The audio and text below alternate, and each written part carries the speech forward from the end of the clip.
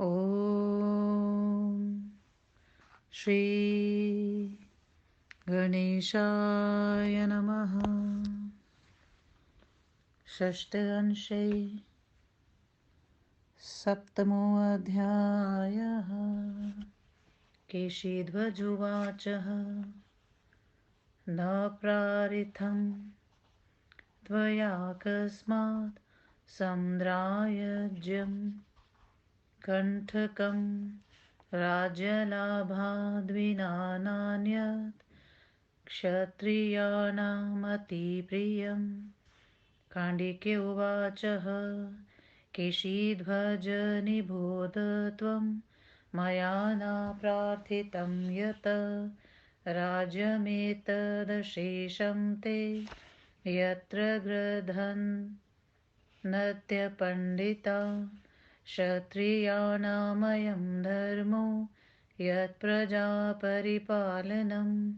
वधश्च धर्मयुद्धेन स्वराज्यपरिपन्थिनां तत्राशक्तस्य मे दोषो नैवासत्यपहते त्वया बन्धायैव भवत्येषा हावेद्याप्यक्रमोज्झिता जन्मोपभोगलिप्सार्थमियं राजस्पृहा मम अन्येषां दोषजासैव धर्म वै नानुरुध्यते नायाज्ञाक्षत्रबन्धूनां धर्मायैतत्सन्तां मतम् अतो नायाचितं राज्यं विद्यानर्कत्तं तव राज्यगृघ्नत्यविधांसो मम त्वाहत चेतस अहमानमहापानं दमतानां मादृश्या। श्रीपराशरुवाच प्रहष्ट साध्विति प्राह ततः केशीध्वजो नृप खाण्डिक्यजनकं प्रीत्या श्रूयतां वचनं मम अहं हा विद्युया मृत्युं त्रतु काम करोमि वै राज्यं यागांश्च विविधान् भोगै पुण्यक्षयं तथा ददिदम् ते मनोदिष्टया विवै कैश्वर्यतां गतमा तच्छूयतां विद्याया स्वरूपं कुलनन्दनम् अनात्मन्यात्मबुद्धिर्या चास्वे स्वमिति या मति संसारतरुसम्भूति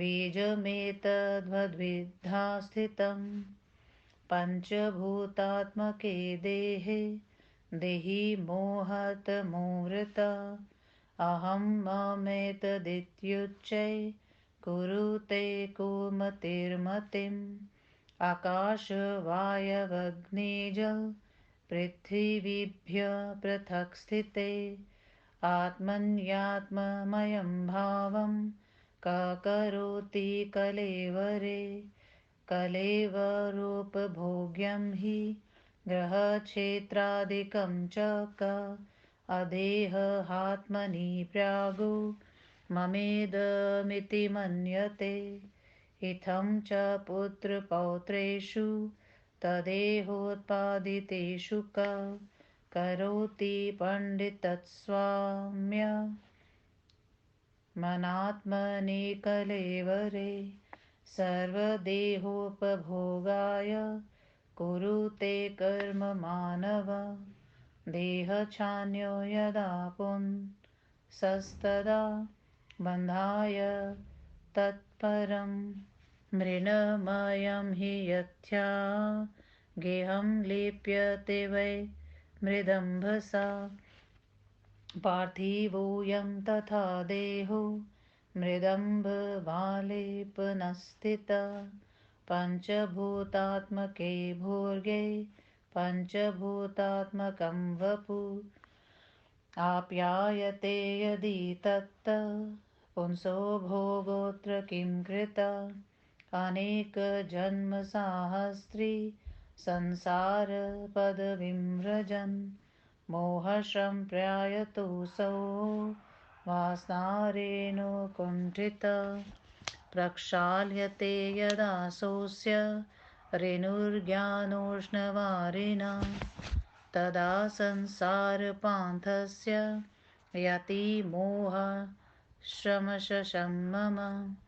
मोहश्रमेशमं याते स्वस्थान्तकरणपुमान् अनन्यातिशयाबाधं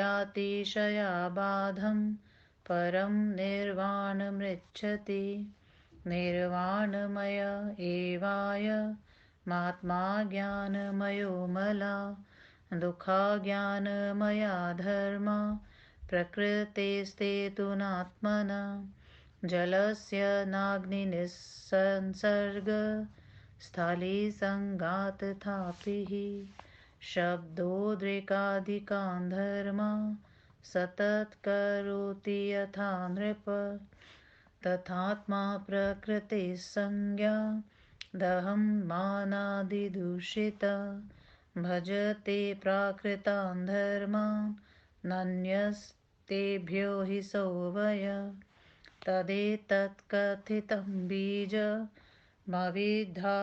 मया तव क्लेशानां च क्षयः करं योगादन्यन् विद्यते खाण्डिक्योवाच तं तु ब्रूहि महाभाग योगं योगविदुत्तम विज्ञातयोगशास्त्रार्थ सत्त्वमस्यां निमिषन्ततो केशिध्वजुवाच योगस्वरूपं खाण्डिक्य श्रूयतां गततो मम यत्र स्थितो न चयवते प्राप्य ब्रह्मालयमुनि मन एव मनुष्याणां कारणं बन्धमोक्षयो बन्धाय विषयासङ्गी मुक्त्यै निर्विषयं मनः विषयेभ्यः समाहत्य विज्ञानात्मा मनो मुनि चिन्तयेन्मुक्तये तेन ब्रह्माभूतं परेश्वरम् आत्मभावं नयत्येन तद्ब्रह्मा ध्यायेनं मुनिं विकार्यमात्मनः शक्त्या लोहमाकर्षको यथा आत्मप्रयत्नसापेक्षा विशिष्टाया मनोगति तस्या ब्रह्माणि संयोगो योग इत्यभिधीयते एवमत्यन्तवैशिष्ट्य युक्तधर्मोपलक्षण यस्य योगस्य वै योगी मुमुक्षुर्भिधीयते योगयुगप्रथमं योगी युजानो हाभिधीयते विनिष्पन्नसमाधिस्तु परं ब्रह्मापलब्धिमान्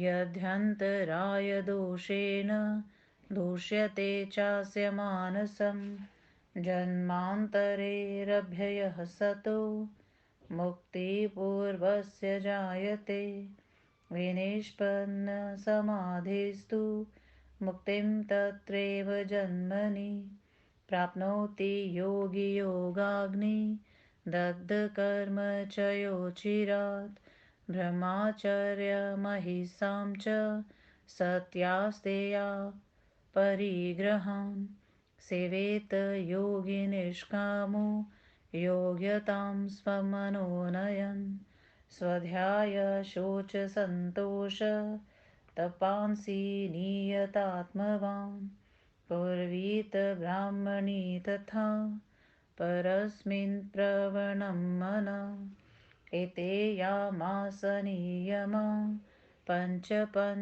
च कीर्तिता विशिष्टफलदा काम्या निष्कामानां विमुक्तिदा एकं भद्रासनादीना समास्थ्याय गुणैर्युत यमाख्ये निर्यमाख्यैश्च युजित नियतो यति प्राणाख्यमनिलं वश्यं व्यासात् कुरुते तु यत् प्राणायामस्सविज्यस्स बीजो बीज एव च परस्परेणाभिभवमम् प्राणापानौ यथानिलौ कुरुतस्साधिधादेन तृतीयसंशयमातयो तस्य चालम्बनवता स्थूलरूपं द्विजोतम आलाम्बनमनन्तस्य योगिनो भयसत्स्मृतं शब्दादिष्वनुरुक्तानि निग्रहाक्षाणि योग्वित कुर्याच्चित्तानुकारिणि प्रत्याहारपरायण वश्यता परमातेन जायते चलात्मनाम् इन्द्रियाणामवश्यस्तेन योगी योगसाधक प्राणायामेन पवने प्रत्याहारेण चेन्द्रिय वशीकृते ततः कुर्यात् स्थितं ते तच्छुभाश्रये पाण्डित्य उवाच कथ्यतां मे महाभाग चेतसो यशुभाशय यदाधारं शेषं तदन्ति दोषमलोद्भवम् आश्रयश्रेत सुब्रह्मा केशिध्वजुवाच आश्रयश्वेत सुब्रह्मा द्विधा तच्च स्वभावत भूपमृत्युमूर्त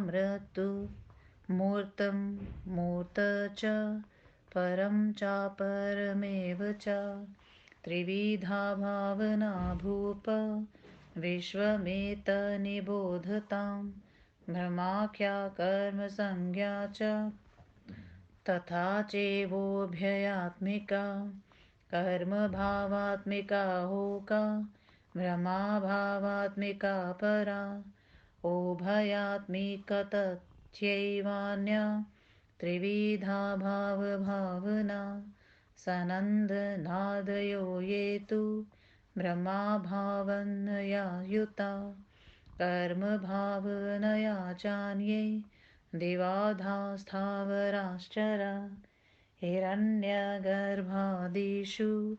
च ब्रह्मा कर्मात्मिका द्विधा बोधाधिकारयुक्तेषु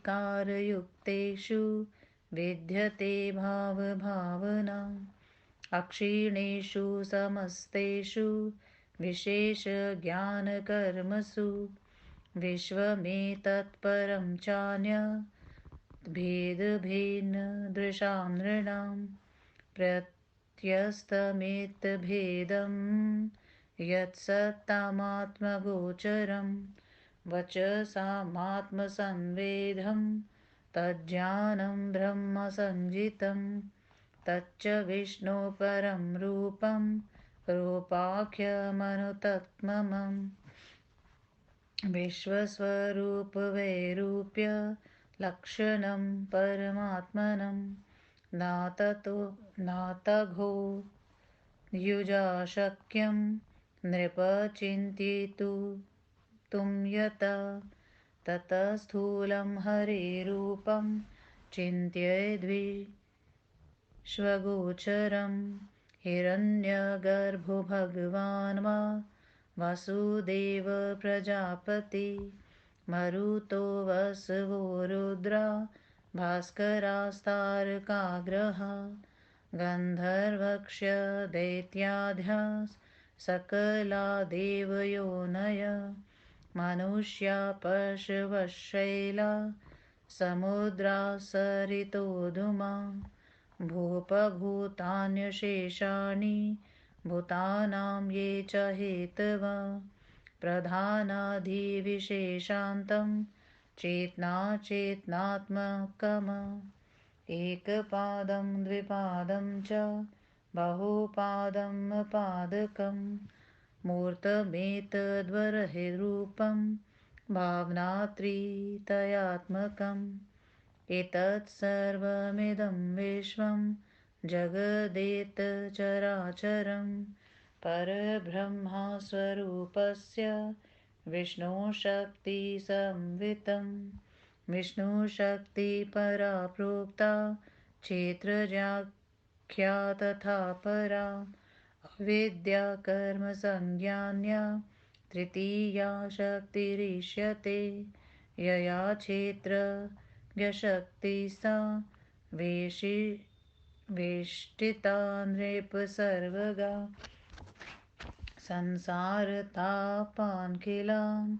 वापनोत्यतिसन्ततां त्यातिरोहितवाचय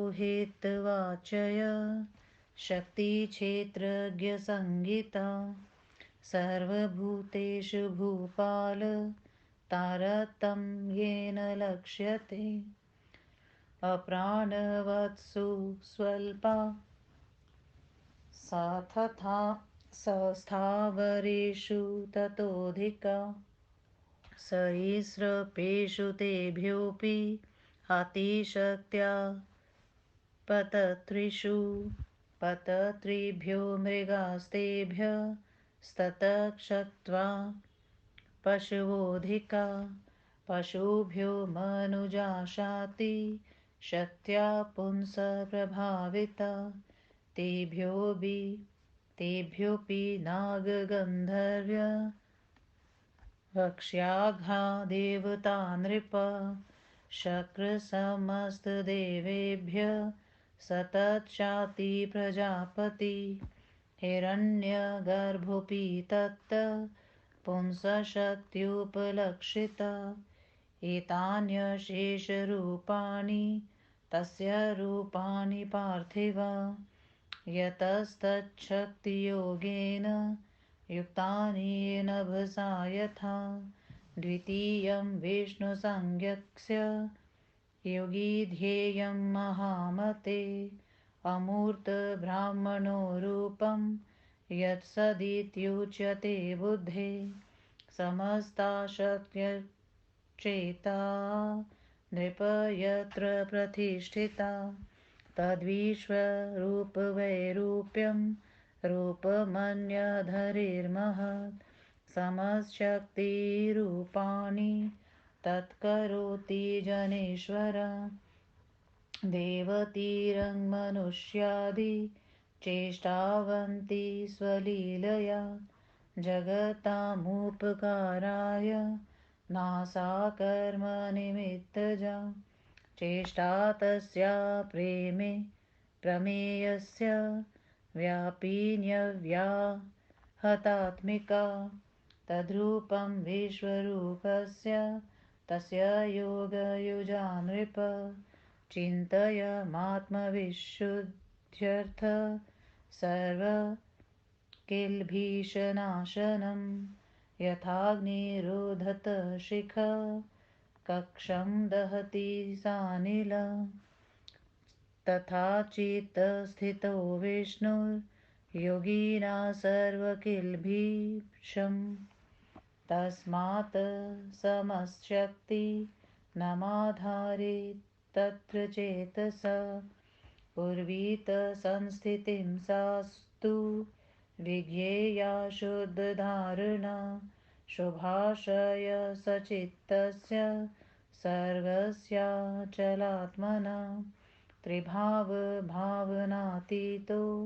मुक्त्य योगिनो नृप अनयेतु पुरुषव्याघ्र चेतसो ये व्यपाशया अशुद्धास्ते समास्तास्तु देवाधा कर्मयोनय मूर्तभागवतो रूपम् सर्वापाश्यनिसप्रहम् एषा वै धारणा प्रोक्ता यच्चित्तं तत्र धार्यते यच्च मूर्तहरेरूपं यादृक्वीचत्यं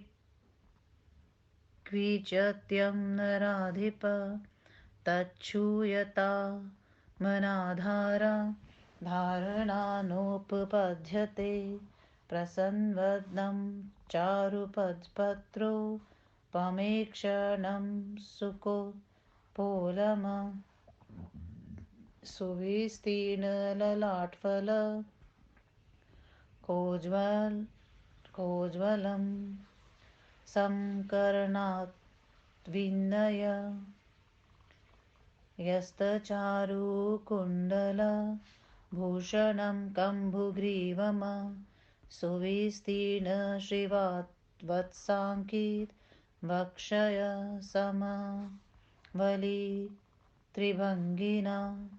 मगननाभिना हादरेण च प्रलम्भाष्टभुजं विष्णुमत्वापि चतुर्भुजं समस्थितोरुजङ्घम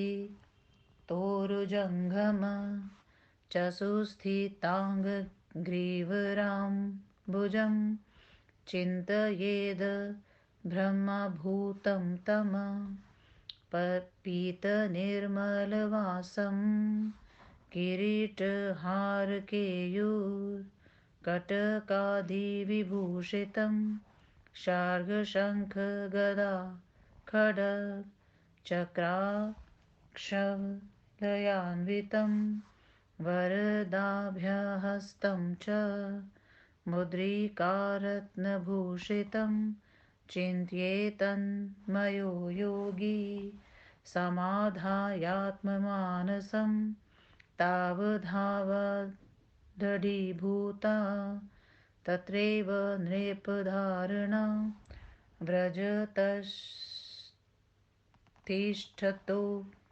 अन्यदवा स्वेच्छया कर्म कुर्वत नाप्याति यदा चित्ता सिद्धां मन्येत तां तदा ततः शङ्खगदाचक्रः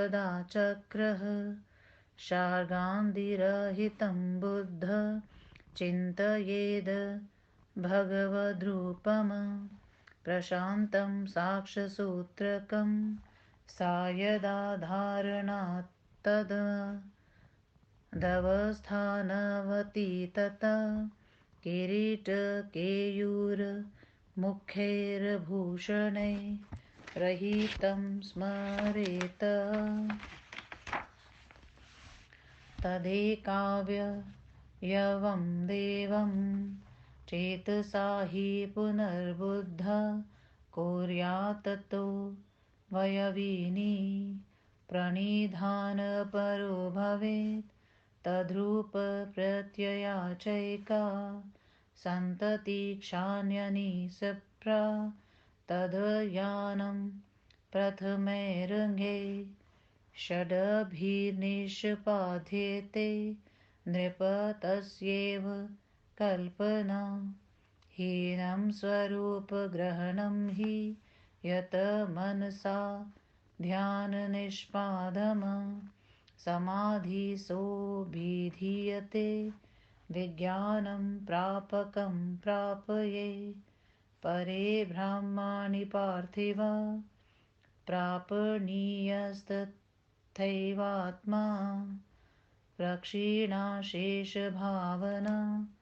क्षेत्रज्ञकरणिज्ञानम् करणं तस्य तेन तत् निष्पाद्य मुक्तिकारय वै कृतकृत्यो निवृत्तत्यै तद्भावमापन्सत्तोऽसौ परमात्मना भवत्यभेदी भेदेश्च तस्याज्ञानकृतो भवेत् विभेदजनके ज्ञानेनाश्मात्यन्तिकं गते आत्मनो ब्राह्मणो वेदं सन्तं कं करिष्यति इत्युक्तस्ते मया योगखाण्डिक्यपरिपृच्छत संक्षेपविस्तारभयां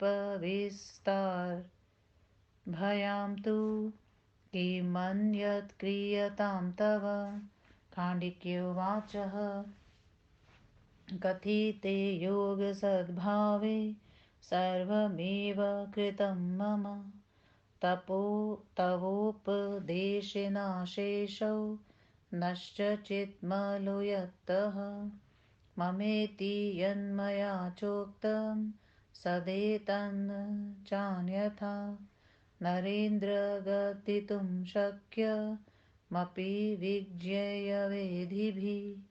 अयं ममेत्य विधेयं व्यवहारस्तथानयो। परमार्थसत्त्वसंलापो गोचरे वचसाम्नय। तदच्च श्रेयसे सर्वममेत भवता कृतं। यद्विमुक्तिप्रदो योग प्रोक्तकेशिध्वजाव्यः। यथार्य पूजया तेन खाण्डिक्येन स पूजिता। श्रीपराशरवाचः यथार्य पूजया तेन खाण्डिक्येनेन स पूजिता। आजगाम पुरं ब्रह्म सतत केशिध्वजो नृप। खाण्डिक्योऽपि सुतं कृत्वा राजानं योगसिद्धये। वनं जगाम गोविन्दे विनिवेशितमानसा। तत्रैकान्तमतिर्भूत्वा यमादिगुणसंयुता। विष्णुवाक्यनिर्मले ब्रह्माण्ड व्यापनृपतिर्लयम्। केशिध्वजो विमुक्त्यर्थ स्वकर्म क्षपणो मुख। भुभुजे विषयान् कर्म चक्रे चान्भिः संहितं। सकल्याणोपभोगैश्च क्षीणपापो मलस्तथा। अवाप सिद्धिमत्यन्तां तापक्षयफलां द्विज। इति श्री विष्णु महापुराणे षष्ठे अंशे सप्तमोऽध्यायः। 7वां अध्याय हिंदी अनुवाद। ब्रह्म योग का निर्णय। केशिध्वज ने कहा, तुमने मुझसे मेरा अकंठक राज्य क्यों नहीं मांग लिया? राज्य लाभ से भिन्न क्षत्रियों को कोई भी प्रिय वस्तु नहीं होती है। खांडिग्य ने कहा, केशिध्वज, मैंने तुम्हारा संपूर्ण राज्य जिस कारण से नहीं मांगा उसे तुम सुनो। राज्य की प्राप्ति की आकांक्षा तो मूर्खों को हुआ करती है। क्षत्रियों का धर्म है कि वे प्रजा का परिपालन करे और अपने राज्य के विरोधियों का वध धर्म युद्ध के द्वारा करे। शक्तिहीन होने के कारण यदि तुमने मेरा राज्य अपहत कर लिया है तो इसमें मुझे कोई दोष नहीं होगा। यद्यपि यह बंधन कारिणी अविद्या ही है, फिर भी नियम के विपरीत त्याग करने पर पाप होता है। मेरी राज्य प्राप्ति की अविप्सा तो जन्मांतर के कर्मजन्य सुखोपभोग के लिए होती है और दूसरे मंत्रियों आदि को तो वह दोष के कारण उसकी सप्रहा होती है, धर्मानुकूल नहीं। महापुरुषों का मत है कि क्षत्रियों की याचना धर्मानुकूल नहीं होती है।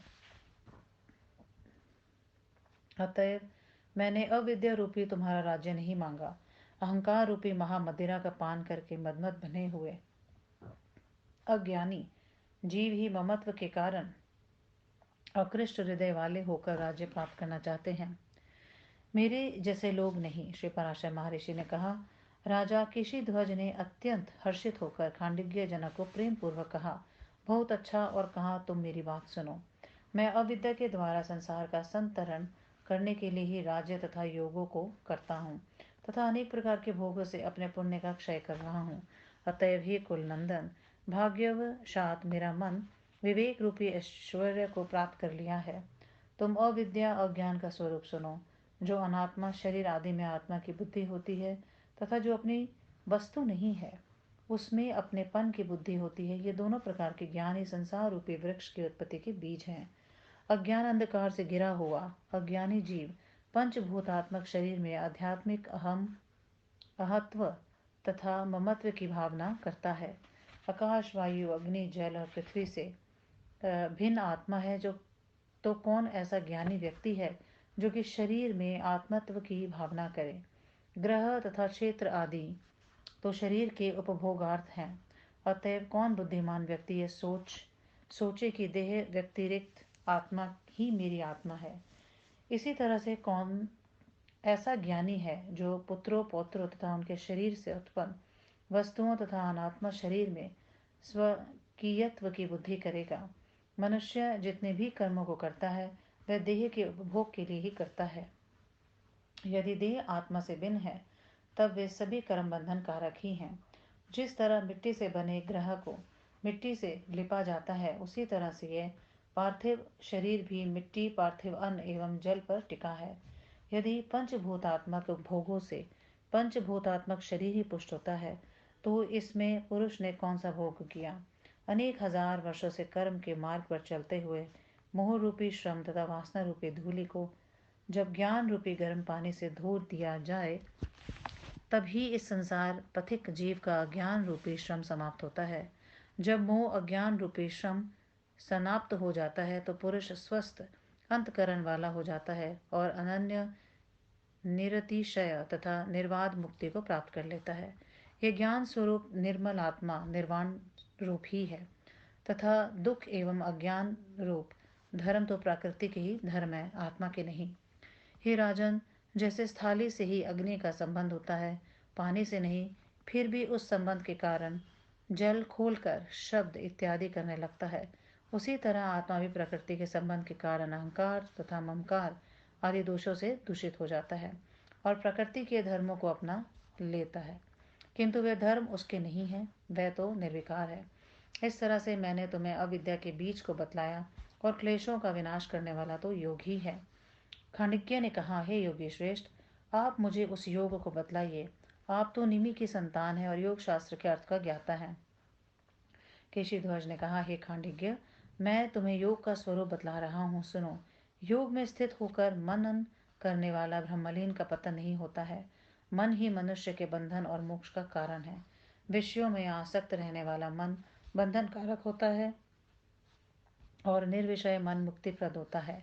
ज्ञानी मुनि मन को विषयों से हटाकर मुक्ति प्राप्त करने के लिए परमेश्वर ब्रह्मा का चिंतन करते हैं। जिस तरह अयस्य कांत मणि अपनी शक्ति से लोहे को खींचकर अपने में संयुक्त कर लेती है, उसी तरह निरंतर ब्रह्मा का ध्यान करने वाले मुनि को परमात्मा भी अपने में ही लीन कर लेते हैं। आत्मज्ञान की प्राप्ति के प्रयत्न रूप यम तथा नियमों से विशिष्ट जो मन की गति है, उसका ब्रह्मा ने संयुक्त हो जाना ही योग कहलाता है। इस प्रकार से अत्यंत विशिष्ट धर्म रूपी योग जिसका होता है, उस मुमुक्षु पुरुष को योगी कहते हैं। पहले योगारंभ करने के समय योगी युजान कहलाता है और जिसको ब्रह्मा की उपलब्धि हो जाती है उसे निष्पन्न समाधि योगी कहते हैं। यदि विघ्नों के कारण उसका मन दूषित हो जाता है तो अगले जन्म पर्यंत उसी अभ्यास के करते रहने से वह मुक्त हो जाता है। जो योगी वे निष्पन्न समाधि हो जाता है, वह योग रूप अग्नि के संपर्क से कर्म समूह के दग्ध हो जाने से उसी जन्म से शीघ्र ही ब्रह्म को प्राप्त कर लेता है। निष्काम योगी को चाहिए कि वह अपने मन को ब्रह्मा चिंतन के योग्य बनाते हुए ब्रह्मचर्य, अहिंसा, सत्य भाषण, अस्त्य, चोरी न करना तथा अपरिग्रह का पालन करे। संयत चित्त से स्वाध्याय, शौच, संतोष तथा तप का आचरण करे तो पर ब्रह्मा में अपने मन को लगाए रखे। ये 5 यम और नियम बतलाए गए। इनका सकाम अनुष्ठान करने पर विशिष्ट फल की प्राप्ति होती है और निष्काम उपासकों को ये मुक्ति प्रदान करती है। योगी को चाहिए कि वह भद्रासन आदि आसनों में से किसी एक आसन को अपनाकर नियमतः यम नियम आदि का पालन करते रहें। अभ्यास के द्वारा प्राण नामक वायु को जो अपने अधीन कर लेते हैं उसे ही प्राणायाम कहते हैं। उसके 2 भेद होते हैं, सबीज और अबीज। जब योगी सदगुरु के उपदेश से प्राणायाम करते समय प्राण तथा अपान वायुओं को परस्पर में एक दूसरे से निरोध करता है, उस समय पूरक एवं रेचक नामक 2 प्राणायामों का संयम होता है और जब वह दोनों एक साथ संयोग करता है उस समय तीसरा कुंभक प्राणायाम हो जाता है। जिस समय योगी सबीज प्राणायाम करता है उस समय उसका आलंबन भगवान अनंत का हिरण्यगर्भ आदि स्थूल रूप होता है। प्रत्याहार का अभ्यास करने वाले योगी को चाहिए कि वह शब्दादि विषयों में आसक्त चित्त और इंद्रियों का निग्रह करके उन्हें चितानुकारी बनाए। प्रत्याहार के द्वारा चंचल इंद्रियां अत्यंत वशवर्ती हो जाती हैं। इंद्रियों के वशवर्ती नहीं होने पर तो योगी उन सबों के द्वारा योग का साधक नहीं हो सकता है। प्राणायाम के द्वारा प्राण वायु के तथा प्रत्याहार के द्वारा इंद्रियों के वशीकृत हो जाने पर स्थिर चित्त को शुभाश्रय परमात्मा में लगाना चाहिए। खंडिज्ञ ने कहा, हे महाभाग, मुझे ये बतलाइए कि चित्त का शुभाश्रय कौन है, जिसका आश्रयन करने से चित्त के मल जन्य सभी दोष विनष्ट हो जाते हैं। केशी ध्वज ने कहा, हे राजन, चित्त का आश्रय ब्रह्मा है और वह स्वभाव से ही दो प्रकार का है, मूर्त एवं अमूर्त, अथवा पर एवं अपर। हे राजन, जगत में तीन प्रकार की भावना होती है, ब्रह्म भावना, कर्म भावना और उभयात्मिका भावना। इनमें से पहली कर्म भावना है, दूसरी ब्रह्म भावना है और तीसरी उभयात्मिका भावना कही गई है। इस तरह से भावों की भावना तीन प्रकार की होनी चाहिए। जो सनंदन और ऋषिगण हैं वे ब्रह्मा भावना से युक्त हैं। उनसे भिन्न जो देवता आदि तथा चर एवं स्थावर आदि जीवों की कर्म भावना है। हिरण्यगर्भ आदि अधिकार संपन्न जीवों की भाव पदार्थों में कर्म ब्रह्मोभ्यात्मिका भावना होती है।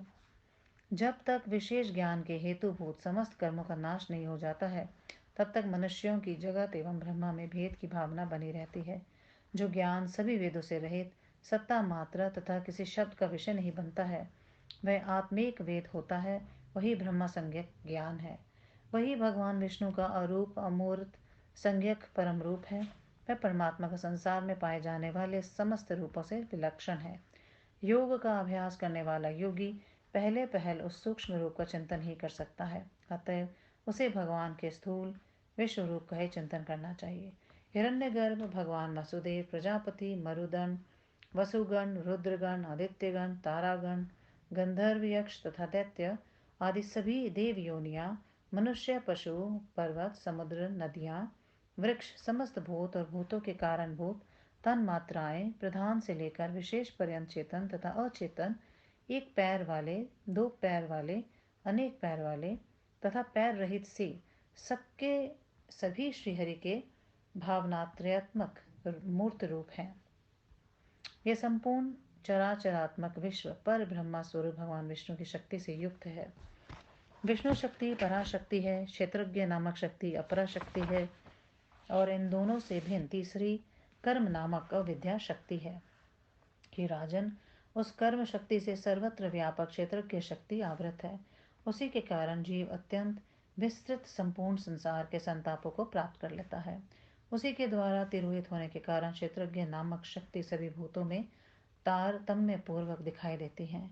प्राण रहित वस्तुओं में वह क्षेत्रज्ञ शक्ति अल्प मात्रा में रहती है, स्थावरों में वह उससे अधिक मात्रा में रही है, सर्पों आदि में वह उससे अधिक मात्रा में रहती है, उससे अधिक वह पक्षियों में रहती है, पक्षियों से मृगों में, मृगों से अधिक पशुओं में वह शक्ति रहती है। पशुओं की अपेक्षा मनुष्य परमात्मा की उस क्षेत्रज्ञ शक्ति से अधिक प्रभावित रहते हैं। हे राजन, मनुष्य की अपेक्षा नागों में वह शक्ति अधिक हो रहती है। नागों की अपेक्षा गंधर्वों में, गंधर्वों की अपेक्षा यक्षों आदि देवताओं में वह शक्ति अधिक रहती है। देवताओं की अपेक्षा इंद्र में और इंद्र की अपेक्षा प्रजापति में और प्रजापति की अपेक्षा हिरण्यगर्भ ब्रह्मा में वह शक्ति अधिक देखी जाती है। हे राजन, चूंकि ये सब उसी परमात्मा के ही रूप शरीर हैं, अतएव परमात्मा की उस क्षेत्रज्ञ शक्ति से युक्त हैं। परमात्मा की वह शक्ति उसी तरह व्याप्त है जिस तरह आकाश से सभी वस्तुएं व्याप्त हैं। हे महामते, भगवान विष्णु का जो दूसरा अमृत अमूर्त रूप है, जिसे बुद्ध जने सत शब्द से अभिहित करते हैं, जिसका योगी जन ध्यान करते हैं, जिसमें ये सभी शक्तियां प्रतिष्ठित हैं, वह श्री हरि का अमूर्त रूप संपूर्ण रूप से विलक्षण महान है।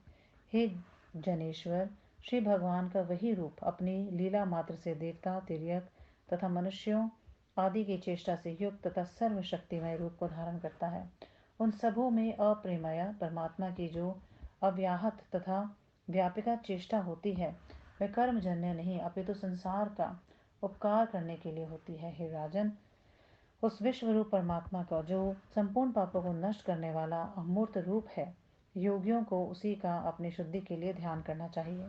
जिस तरह वायु से युक्त अग्नि संपूर्ण ईंधन को जलाकर भस्म कर देती है, उसी तरह योगियों के अंतकरण में विद्वान भगवान विष्णु उनके समस्त पापों का नाश कर देते हैं। अतएव सबों के आधार भूत भगवान विष्णु में योगी को अपने चित्त में लगाना चाहिए, उसी को शुद्ध धारण रूप से जानना चाहिए। हे राजन, तीनों भावनाओं से अतीत श्रेष्ठ भगवान विष्णु ही योगियों में सर्वव्यापक तथा अचल चित्त के शुभाश्रय हैं। उसी से योगियों की मुक्ति की प्राप्ति हो जाती है। हे पुरुषों, मैं श्रेष्ठ राजन, उससे भिन्न जो देवता आदि चित्त के आश्रय हैं वे कर्म योनियां हैं और अशुद्ध हैं। श्री भगवान का मूर्त रूप योगी के चित्त को सभी आश्रयों से निष्प्रह बना देता है। श्री भगवान के उस मूर्त रूप में चित्त को लगाने को ही धारण करते हैं।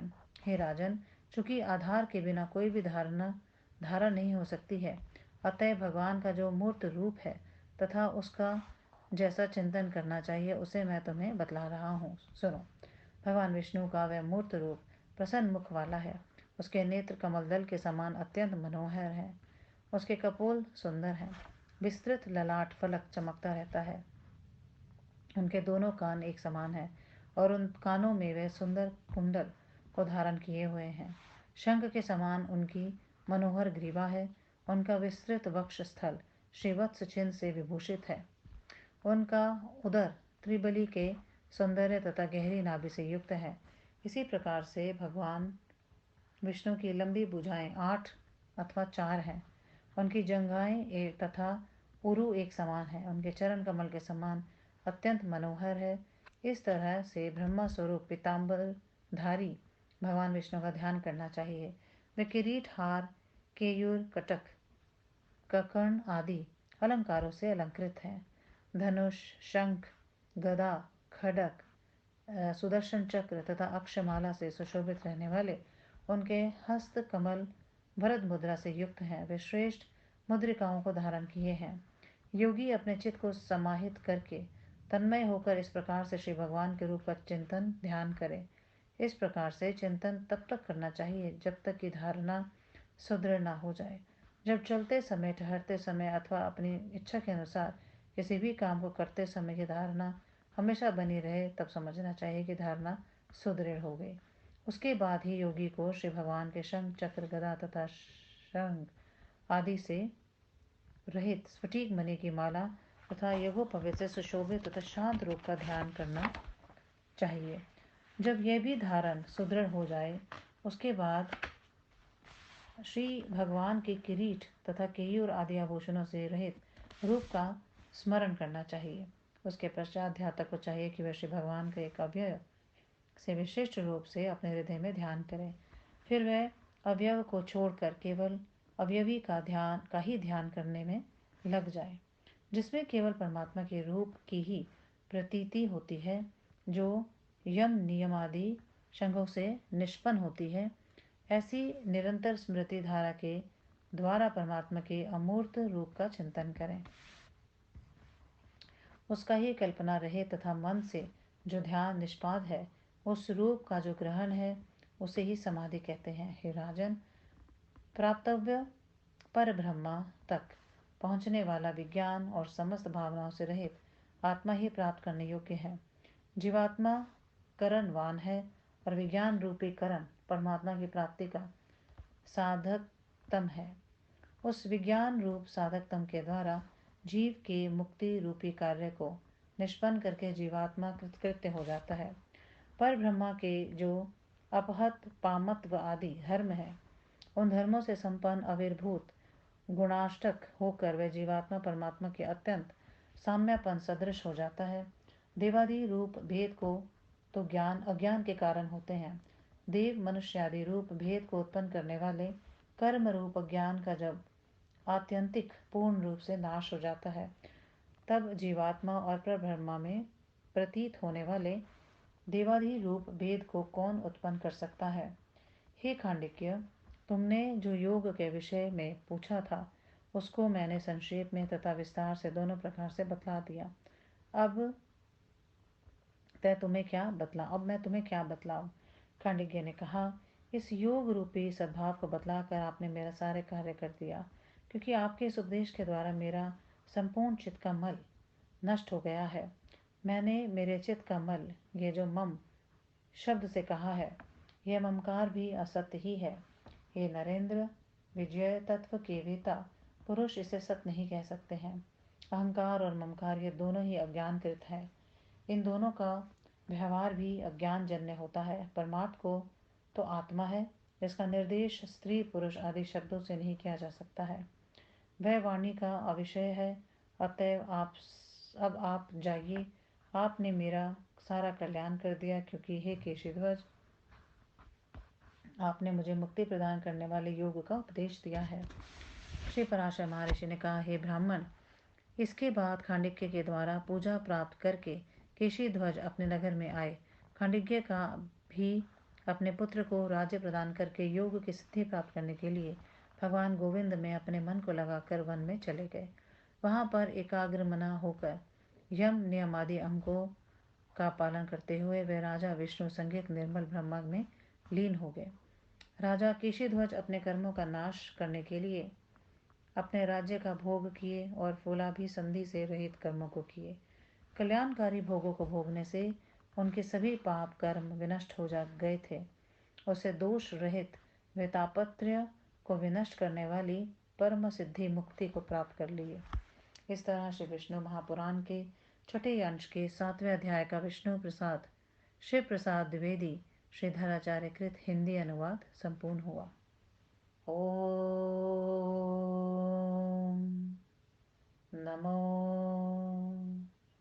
भगवते